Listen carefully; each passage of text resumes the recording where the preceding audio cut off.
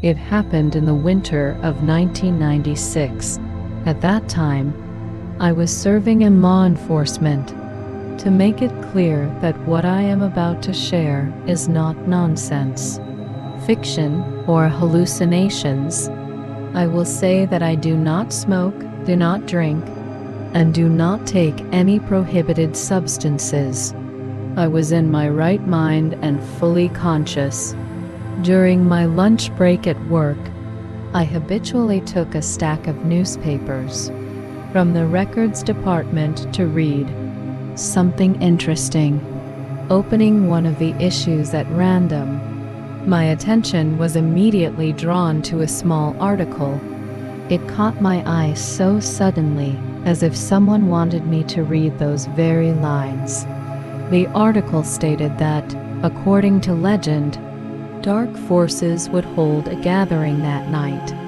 I can no longer recall the exact date, but I remember it was in the first days of February. After reading it, I shared this information with everyone in the office. We laughed, some dismissed it as the nonsense of uneducated and superstitious people, while others reacted with fear and crossed themselves. But I had always found such things fascinating and thrilling. I must admit, I had always wanted to witness something supernatural with my own eyes, to confirm that an invisible world truly exists. I had heard many intriguing stories from my relatives, friends, and acquaintances about the existence of the otherworldly. I even said aloud, I would give anything to see something like that, even just a glimpse. I wouldn't be scared, it would be so interesting. An older colleague who was religious immediately cut me off and gave me a disapproving look. That was the end of the conversation. I got back to work and soon forgot about what I had read. At that time, I lived in a private house, the other half of which was occupied by my brother and his family. We shared a common wall. After work, I picked up my child from kindergarten and went home. My husband had left that evening to visit his parents in the suburbs.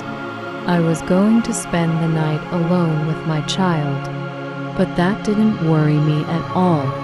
The garden and front yard were well visible in the bright snowy night. My brother was just behind the wall, and the entire street was illuminated by bright street lights. The only thing I worried about was waking up on time in the morning. During heavy snowfall, power outages were common in our area, and I relied on my digital clock at night. I didn't have a mobile phone or an alarm clock at that time. That night, everything was quiet. Snow was falling softly, and we fell asleep. I can't say what woke me up, but I woke up instantly, as if someone invisible had touched me. I sat up in bed and immediately looked at the clock, but its display was dark. I had a feeling this would happen. The power had gone out during the night. Perhaps that's why my sleep had been restless. I checked the mechanical clock. It was 2:15 a.m. Just as I was about to go back to sleep, I heard strange noises coming from somewhere. At first, they were faint, but they gradually grew louder. Soon, I could distinctly hear the shuffling of heavy feet, as if someone clumsy and slow was walking in felt boots, causing the floorboards to creak. I heard glass bottles clinking and rolling in different directions, followed by heavy, prolonged moans. I realized the sounds were coming from the attic. The noise intensified.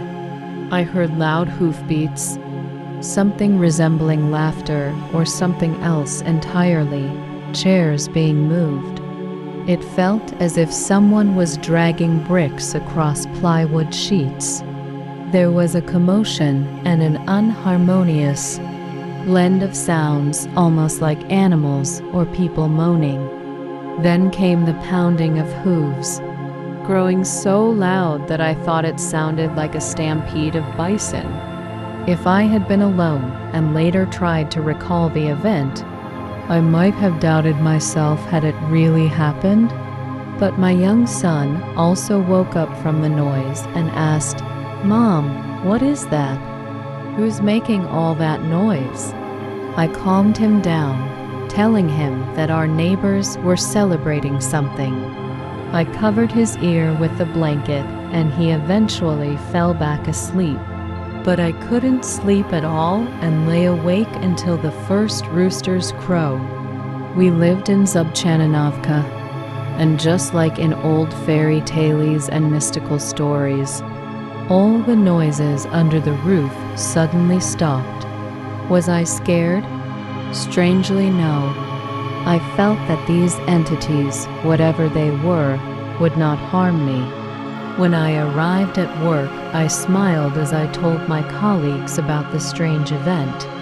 We laughed, joked, and moved on with our day. That evening, when my husband returned home, I asked him to check the attic on our side of the house. The door had always been locked and a ladder led up to it.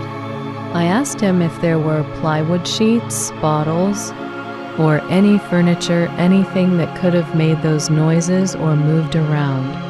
I had never gone up to the attic before and had no idea what was there. He came back down and told me that there was nothing up there, just a thin layer of sawdust and dust in some places. Nothing else. Only after hearing this did I tell him about the strange night. Knowing that I was a completely rational person, he believed me. But that wasn't the end. That very night, I woke up in pain. The first thing I saw was my own hand on my face. It was as if someone had used my hand to scratch my face with my own nails like a cat clawing at me. It could have been explained as me scratching myself in my sleep. But I had always been a quiet sleeper. I never tossed and turned, flailed my arms or legs, or startled anyone by moving in my sleep.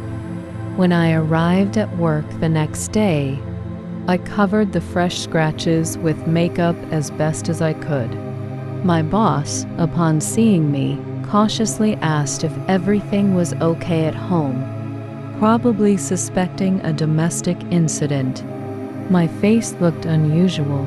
I laughed at myself with my colleagues, but that night it happened again. New scratches appeared, made by my own hand. Then, during the day, my brother came over. Before I could even ask him about the strange incident, he asked me, "Did you hear the hoofbeats and the commotion under the roof the other night?" It turned out that his whole family had also been awake that night, just like me. They too had been witnesses to what was probably a gathering of dark forces. Since then, I no longer joke about these things. I don't just believe, I am certain that the supernatural world exists. And I was given the chance, if not to see it, then at least to hear it,